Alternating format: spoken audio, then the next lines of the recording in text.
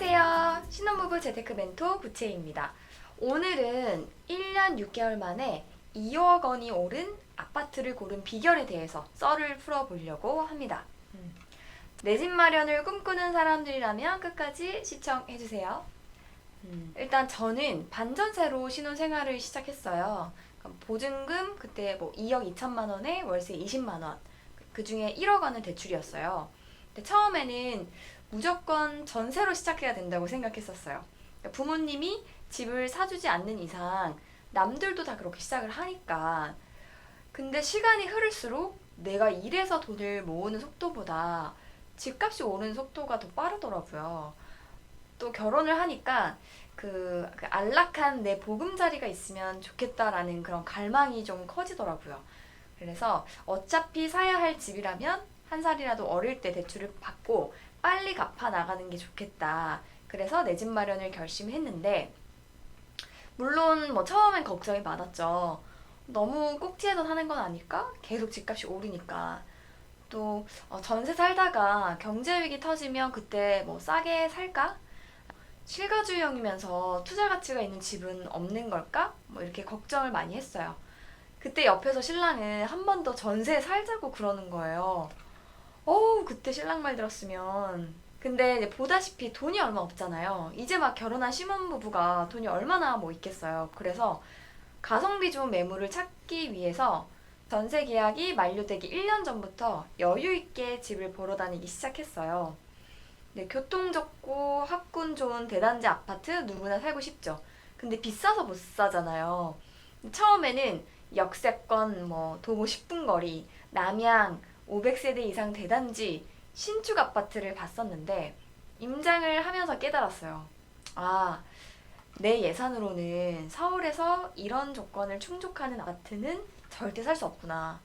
그래서 눈높이를 좀 현실적으로 낮추고 오래된 아파트, 한 동짜리 아파트도 입지만 좋으면 일단 임장을 갔습니다.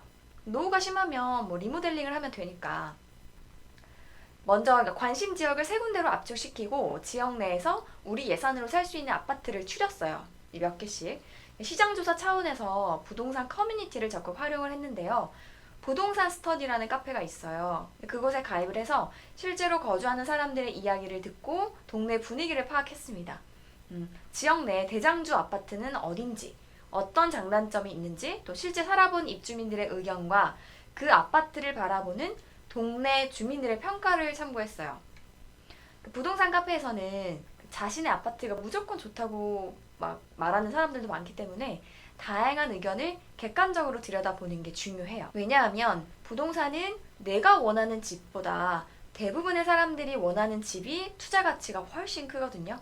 실거주용 아파트라고 해도 나중에 팔 때를 생각해서 이 아파트에 대한 보통 사람들의 생각을 좀 파악해 두는 게 좋아요. 사람들이 살고 싶어 하는 아파트는 결국 뭐 입지와 학군이 좋고 생활 편의시설이 잘 조성된 곳들이거든요.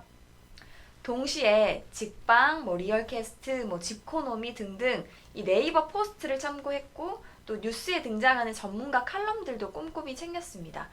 투자의 타이밍을 잡는 데 도움을 주거든요. 일부 전문가들은 저평가된 지역이나 아파트를 콕 집어주는 경우도 있어서 실제로 그 해당 아파트를 임장한 적도 있었어요. 네. 아파트 임장 직전에는 미리 온라인으로 최근 매매가와 전세가 추이를 파악을 했고요. 임대가 자주 나가는지도 확인했습니다. 아파트를 보러 다닐 때는 노트를 챙겨서 뭐 아파트 특징이나 느낀 점 등을 좀 기록했고요. 부동산 중개업자와 함께 집을 보는 경우도 있었지만 주말에는 부동산을 키지 않고 그냥 신랑이랑 둘이서 관심 단지에 찾아가서 동네도 돌아보고 뭐 지하철역까지도 걸어보고 그랬어요. 그러니까 꼭 부동산을 보러 간다 이런 생각보다는 데이트하러 다른 지역에 가본다는 느낌으로 임장을 하니까 재밌기도 하고 또 저 아파트가 우리 아파트가 될 수도 있잖아요. 그러니까 그렇게 생각하니까 또 설레더라고요. 은근히 재밌어요. 이렇게 5개월 정도 아파트를 보러 다니니까 감이 좀 잡히더라고요. 아, 이 정도 입지에 이 정도 평수, 이 가격이면 비싸다 혹은 저렴하다가 나옵니다. 그러니까 미리 임장을 다니지 않으면 파악하기 좀 어려운 부분이에요. 뭐 금매라고 해서 가봤는데 금매가 아닌 경우가 너무 많아요. 최근 거래된 가격보다 더 높거나 그냥 비슷한 수준인데 금매라고 하는 거예요. 근데 처음 와보는 분들은 잘 모르니까 금매인 척하는 물건을 사게 돼요. 그러니까 내 집 마련을 하실 거면 임대차 계약이 끝날 때 닥쳐서 막 집 보러 다니지 마시고요. 미리미리 다니셔야 부부만의 경험치가 쌓이고 비교군이 생깁니다. 그래야 진짜 금매가 나왔을 때 집을 보지 않고도 가계약금을 쏠 수 있어요.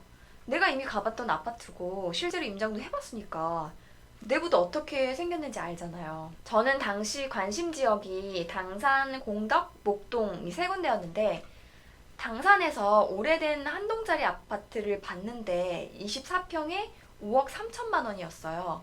근데 그 후에 공덕 핵심 입지에서 한 동짜리 아파트 24평을 봤는데 똑같이 가격이 5억 3천에 나온 거예요. 그러니까 당산보다 공덕이 훨씬 입지 면에선 좋았거든요. 또 비슷한 아파트 컨디션이라면 집값이 공덕이 우위에 있었어요. 또 당시에 지인이 강서구 가양동에 있는 24평 아파트에 살았었는데 매매가가 5억 5천만 원을 넘어갔다고 얘기를 하더라고요. 여기는 공덕인데 확실히 저평가다라는 생각이 들어서 계약을 했습니다. 만약 제가 이날 공덕에 처음 갔다면 이 5억 3천만 원이 비싼지 저렴한지 몰랐을 거예요. 그렇지만 미리 공덕에 있는 여러 아파트를 본 적도 있었고 당산에 비슷한 컨디션의 아파트도 봐뒀었기 때문에 객관적으로 비교를 할 수 있었어요. 당시 24평 매물이 5억 3천만 원짜리 탑층 매물이 있었고 5억 4,500만 원짜리 중층 매물 두 개였어요. 전 탑층을 매수했는데 더 저렴했던 이유는 입주 날짜가 무려 8개월이나 남았기 때문입니다. 실거주자 입장에서는 입주 날짜가 너무 많이 남으면 이사가 애매하잖아요. 또 투자자 입장에서는 집을 사고도 이 8개월 동안은 기존 세입자에게 보증금을 높여받을 수가 없어요. 그러니까 투자금이 묶이게 되니까 애매할 수 있거든요. 저희는 당시 살고 있던 전셋집이 계약 만료일까지 시간이 넉넉했기 때문에 시세보다 저렴한 가격에 살 수가 있었습니다. 제가 부동산 임장을 여유 있게 시작하라고 권하는 이유가 또 여기 있어요. 당시 새로 구입한 아파트에 세입자의 전세 보증금이 3억 8천만 원이었나 였거든요. 그러니까 매매가와 전세가의 차액이 1억 5천만 원인데 이 돈으로 먼저 집을 샀고요. 이후 6개월 동안 세입자를 낀 상태에서 일시적인 갭 투자를 하게 됐어요. 그리고 이후에 2주간의 이제 인테리어 공사를 거친 뒤에 최종 입주를 했습니다. 제가 매매한 곳은 공덕역과 마포역, 대흥역 딱 중간 지점에 위치한 한 동짜리 24평 아파트예요. 지어진 지 18년이나 돼서 구축 아파트에 속하고 심지어 복도식이거든요. 왜 나홀로 아파트를 골랐냐 물어보는 분들이 계시더라고요. 근데 솔직히 여유만 있으면 신축 대단지 브랜드 아파트에 살고 싶죠. 그런데 결혼한 지 2년도 안 된 신혼부부에게 그만한 돈이 없어요. 평범한 서민이 내 집 한 채로 자산을 늘려가려면 결국 좋은 타이밍에 더 넓은 곳, 더 비싼 아파트로 갈아타는 것밖에 없거든요. 그래서 저는 저평가된 아파트만 노릴 수밖에 없었어요. 이 아파트는 분명 오래됐고 대단지보다 투자 가치는 떨어질 수 있겠지만 주변에 공덕의 대장주 아파트들이 감싸고 있는 형태였어요. 또 공덕역, 마포역, 대흥역 딱 중간이라서 역세권이었고 마포구에서 제일 선호하는 초등학교가 3분 거리에 있었어요. 또 2분 정도 걸어가면 경의선 숲길이 나오고 또 10분 정도 걸어가면 한강도 접근할 수 있었고요. 또 여의도, 신촌, 홍대, 이태원, 광화문 접근성도 뛰어나서 이 정도 금액에 이 정도 컨디션이면 제 판단에는 괜찮다는 생각이 들더라고요. 그리고 탑층이다 보니까 층간소음도 없었고 또 베란다 앞에 붙어있는 아파트가 없어서 전망이 트여 있어요. 여의도까지 다 보이거든요. 가장 좋은 건 향입니다. 제가 싱글 때 혼자 자취하면서 늘 햇볕에 목말라 있었어요. 또 첫 신혼집이 북향이어서 여름에 너무 덥고 겨울에는 너무 춥고 진짜 미치겠더라고요. 또 큰 도로 옆이라서 차 소리 때문에 여름에 창문도 못 열고 살았었거든요. 그래서 집을 구할 때 남향이나 남서향이 아니면 일단 패스했고요. 지하철역 바로 앞보다는 한두 블럭 떨어져 있고 조용한 곳으로 골랐습니다. 제가 이제 이 집을 어떻게 샀는지에 대해 말씀을 드렸는데요. 이 집을 산 지 1년 반 정도가 지났어요. 그런데 현재 시세가 7억 3천만 원 정도 됩니다. 또 1년 반도 안 돼서 집값이 무려 2억 원 가까이 오른 거예요. 물론 더 큰 평수의 신축 아파트는 더 많이 올랐을 수 있지만 그만큼 투자금도 커지니까요. 제가 투자한 금액 대비 수익률로 치면 거의 40% 가까이 난 건데 굉장히 크잖아요. 당시 돈이 없어서 대출은 50% 정도 받았고요. 1월 초에 매매 계약서를 작성하고 3월 중순 잔금을 치르면서 등기 이전을 했어요. 잔금을 치르면 법무사가 등기 업무를 대신 해주는데 저희는 3일 뒤에 등기 권리증이 나왔습니다. 참고로 부동산 실거래가는 잔금을 치르는 달이 아닌 처음 계약을 체결한 달로 올라가요. 저 같은 경우에는 1월로 올라가는 거죠. 당시 부담했던 취등록세와 부대 비용은 이렇습니다. 짠! 매매가가 5억 3천만 원, 취득세가 1%인 530만 원, 교육세가 0.1%인 53만 원, 인지대가 15만 원, 채권이 42만 5천 원. 여기에 중개수수료 0.4% 집값세, 법무사 비용이 추가돼서 총 930만 원대의 부대 비용이 나갔습니다. 법무사 비용과 중개료 비용은 직거래 앱이나 셀프 등기를 활용하면 줄어드니까 참고하시길 바랍니다. 결혼을 하면 누구나 내 집 마련을 꿈꾸잖아요. 저 역시 같은 꿈을 꿨어요. 돈이 없다고 좌절하거나 포기하지 않고 그냥 내 선에서 오를 수 있는 나무를 목표로 차근차근 준비했어요. 제가 남들보다 비교적 빨리 내 집 마련을 할 수 있었던 이유는 종잣돈이 넉넉해서도 아니고 부동산 시장을 잘 알아서도 아니에요. 단지 내 집 마련이라는 확고한 목표가 있었고 또 이에 맞춰서 눈높이를 현실적으로 낮췄고 또 제가 가용할 수 있는 예산 내에서 최선의 선택을 했기 때문이라고 생각합니다.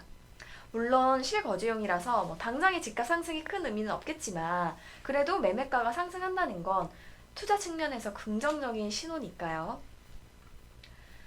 제가 부동산을 수십 채씩 굴리는 전문가는 아니지만 제 사례가 실거주용 한 채를 고민하는 신혼 부부들에게 현실적인 조언이 됐으면 하는 바람으로 오늘 영상을 찍었어요. 제가 오늘 준비한 영상은 여기까지고요.